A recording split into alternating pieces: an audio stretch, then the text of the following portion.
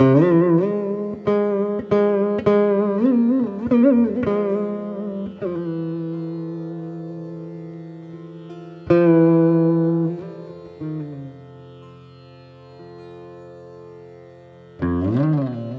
o meu, assim, o contato que eu tive com o Gurudeva, ele sempre demonstrou, assim, muita, assim, um carinho especial com os devotos, né?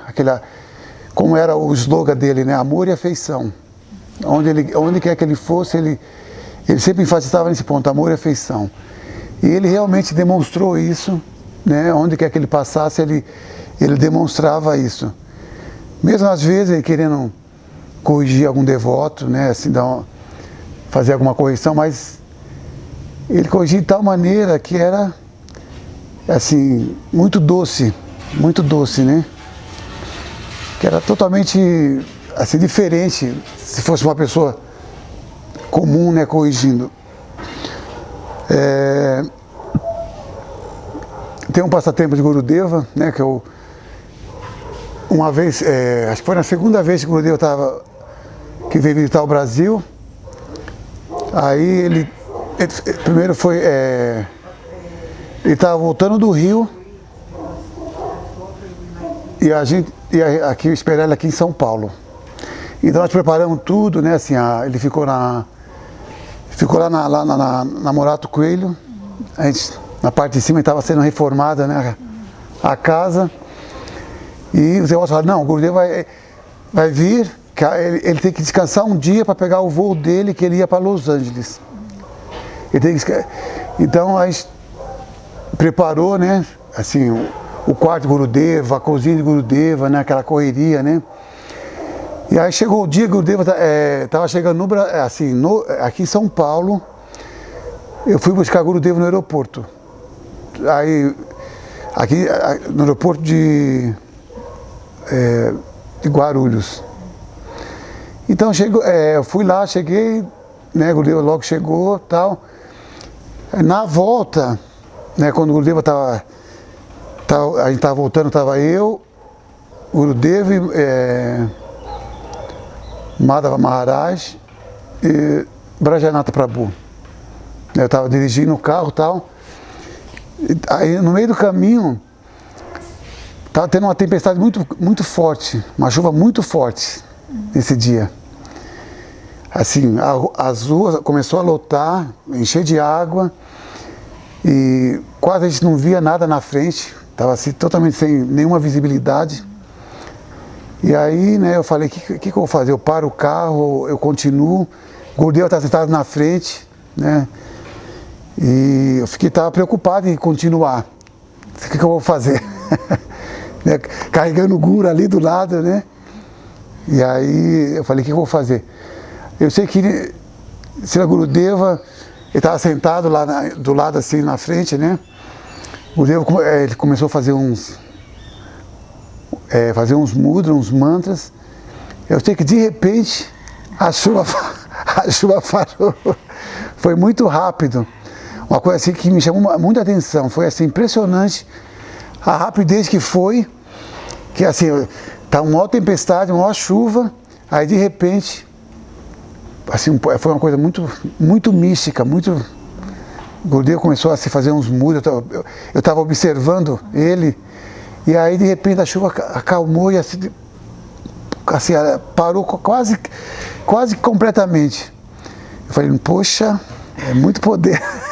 Yeah, he came into our lives and he immediately started to completely change our sense of family. Who is your family? Rupa Goswami, like all of these Goswamis who I had never contemplated or anything. And even my own name growing up in ISKCON, my own name, Radhika, and then hearing him say Radhika Dasi, and hearing him say Srimati Radhika's name over and over again, and developing a new understanding of like, oh my goodness, this is the most essential part of who I am, and redefining that whole sense of identity. Introducing us to all these personalities and making us feel like they were so close, giving us so much hope and making us feel like Gurudeva would always say, don't be hopeless, don't be hopeless. And he came with this wealth of good news and made it seem so possible that if you just follow these instructions, if you just take shelter, then very quickly, in this lifetime, in a few moments, actually right now, you can attain Radhadasyam. It is so close.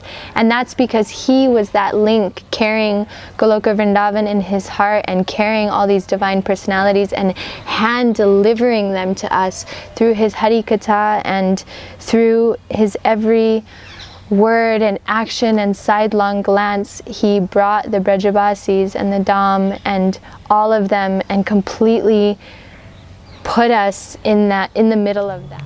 It was 2005 Navadvip Parikrama. Gaur Purnim was out under the moon, and there was no temple up yet. Thakurji was out there, and it was the year that the Pandal fell down. There was that great big storm. It was crazy, like really crazy. So anyhow, it was this big storm and the whole Pandal fell down, and it was like Lord Indra's wrath was serious. And then Gurudev was giving a class that night that it happened, and it was so beautiful. It was under the moon, was like the brightest I'd ever seen. And Gurudev was so happy with everyone that was there and attending the parikrama that he said, I want to give a special benediction to anyone who's attending this parikram, anyone who's here, even if they are sleeping the entire day, even if they are not doing parikrama, but anyhow they are here in Navadvip Dham, whole life, they are my responsibility. Whole life, they are Gaur Nityananda Prabhu's responsibility. What an amazing thing. What an amazing thing that just by coming, just by being there, without anything to offer, Gurudev is giving us the benediction that you come to the Dham, and just that alone is enough. That for your entire life, not this life, but next life, up until eternity. Even if you go to hell, Gurudev said, even if you go to hell, I will personally come there and take you from there. So whole life is in his hands, and that relationship is the only relationship that will never ever end, and the only relationship that's not based on this material body, and the only relationship that is for our highest welfare. I went in England, and I had a friend of mine too who wanted to be with me in order that I translate, because he was not speaking English. So I was translating everything, and in front Gurudev was there, sitting there, like a little more than you. And there is like a 6 or 7 line of disciple and person and friends there. And me, I was just behind. I was letting all the disciples in front. And at one moment, he was distributing photograph of himself. Very nice photograph with nobody on it, only him, that we can put on the altar. Very, very nice, all the body. Wonderful photograph. And when I saw it, I was thinking, oh, I would like this photograph so much. And I was just praying so much that I wanted this photograph.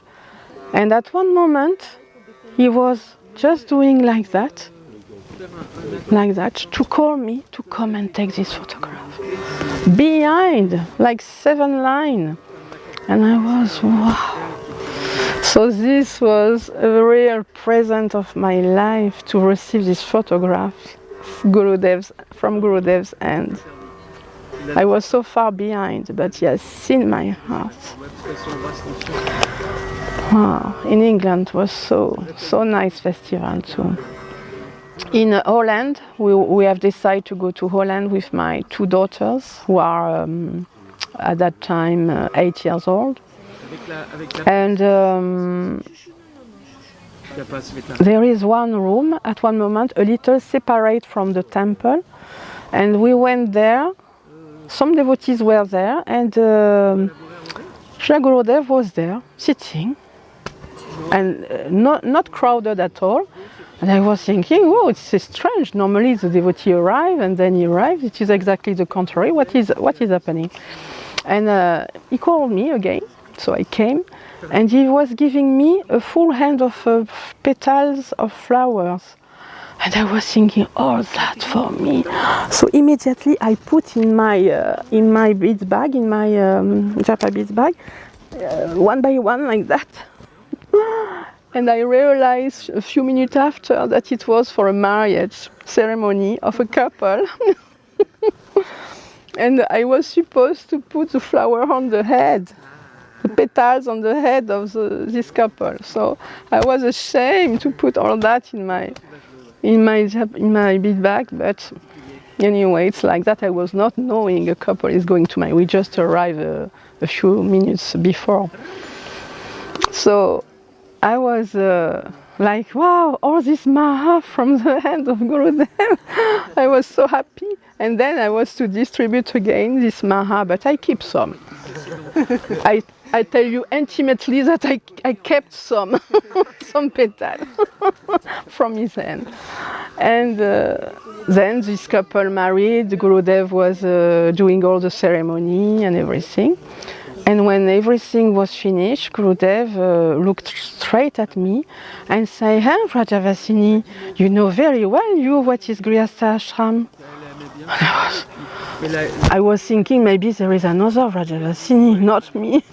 But when I see it's me again, I was thinking, wow. I was looking for a hole of a mouse to come inside. And he said, yes, you know very well what is Grihastha Ashram. And I was just like, yes, Gurudev. And I was afraid even in front of this new couple married just now. I was just like, wow. And he said, yes, Vraja Vasini, you have gone through a lot of impediments, trouble in your spiritual life.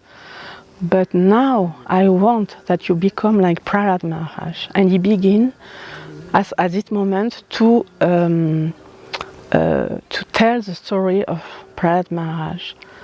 And he told me, I want you, listen, Prahlada Maharaja, when his father wanted to kill him, his father was demoniac and wanted to kill him and to put him in a boiling oil pot. At that moment, when the father put his son in this boiling pot, he was always reciting the holy name of the Lord inside his heart, always 24 hours on 24 hours. And in fact, because of that, the oil has not burned his body.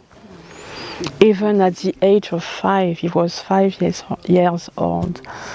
Then the father was thinking, another moment, to put him in a dark well full of poisonous snakes, black poisonous snake. And because he was always reciting the prayers and the Maha Mantra inside his heart, the snakes were staying like that without touching him, in respect, and not touching him, nothing. Hare Krishna, inside his heart. Then he was thinking to throw him from the top of the mountain and to, like that, I will really finish with you. And from the top of the mountain, all the rocks down on the floor were just like cotton to receive him, and he has not even a small thing on his skin, nothing. So this, when I have heard this story, I was feeling myself so far from that. But it is so inspiring just to remember that if we do that and we try to sincerely from the deep of our heart to chant Hare Krishna or to chant the holy name of the Lord in the heart 24 hours on 24, not even externally but internally, and if we do that in all situations, we are saved. We are saved because he has put all his faith and all his strength and all this mercy in this world when he was saying that. So when I receive that, it is not that I can carry this instruction because it is so an important instruction, but I remember somewhere there is a print. Somewhere. I went to India in 2009 and to meet Srila Gurudeva. Yes. At that time I was having many, what is it called? Synchronisms, like things happening, like an answer to what I'm asking in my mind. I was thinking, oh, any question, and then something happens, some person comes, and so many things happen like this, and I was convinced that I should go to India to meet Srila Gurudeva. And when I got there, it was Navadvip Parikram. I should go, but I arrived in Vrindavan before. And then when I came to Vrindavan, I stayed for 1 week, and then next week I would fly, but I didn't go.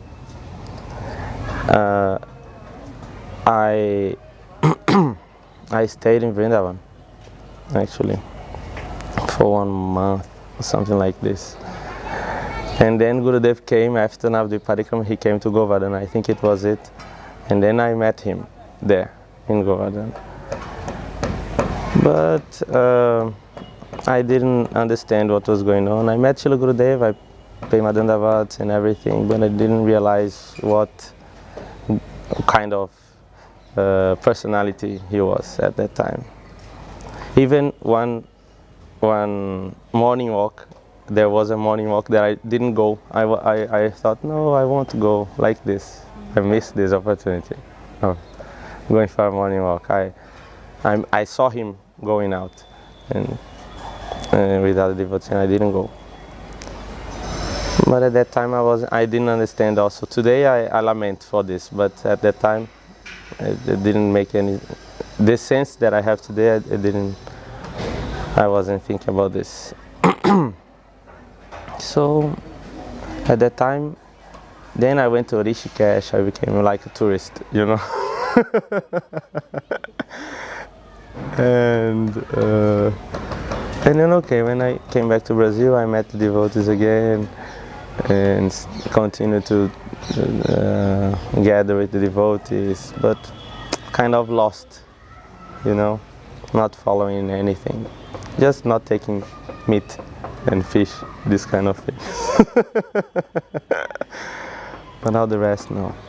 And then in 2010, Srila Gurudeva went to Brazil. It was his Vyasa Puja, his last Vyasa Puja in Brazil. I was very lost at that time. My mind was very disturbed also. But I decided that I should go. When I arrived there, my mind was very disturbed. I was thinking like, oh no, I'll leave this place right now. You know, when I arrived, like people here, maybe they got brainwashed and things like this coming to my mind. And everybody dancing, and I was thinking, what's the purpose of dancing and chanting like this? And then, but because when I arrived there was no rooms available anymore. Yes, I slept in the floor with just this that I had like this, you know, very thin. So I was thinking, no, I should go also. Next day, my mind was calm, more calm down, and I went to hear Harikatha. Then this happened. When I heard Harikatha, Srila Gurudeva was not speaking so much, but he was asking the sannyasis to speak. He was speaking something also, but it was like my mind was completely destroyed, you know. The thoughts that I had that were going in a different direction, they were completely destroyed, harmonized. And it happened like this. I was listening to the Harikatha, and I was thinking, okay, but what about this? And then it seemed to me that the speaker, the person who was speaking, changed the subject and spoke directly to what I was asking, you know, exactly. And then next question, same thing happened. Next question, next speaker, same thing happening, all the time. So I was like, in the end, like I was, okay, I'm convinced, I don't know anything. Gurudev, he knows everything. Whatever I think and justify about my actions is completely wrong. And Gurudev knows everything. And he's controlling everything here. Next days, it happened, same thing, all the time, actually all the time. During the festival, I was treated like a baby, you know, because I like in the middle of the festival, no one around me, and I think, oh, I want some water, and then someone from nowhere, I don't know this person, brings me a glass of water, you know. So this was reinforced, and this synchronism happened all the time, full time there. So I thought, okay, Gurudev is controlling everything, I don't know anything, I'm completely full, and I'm going to follow what he says.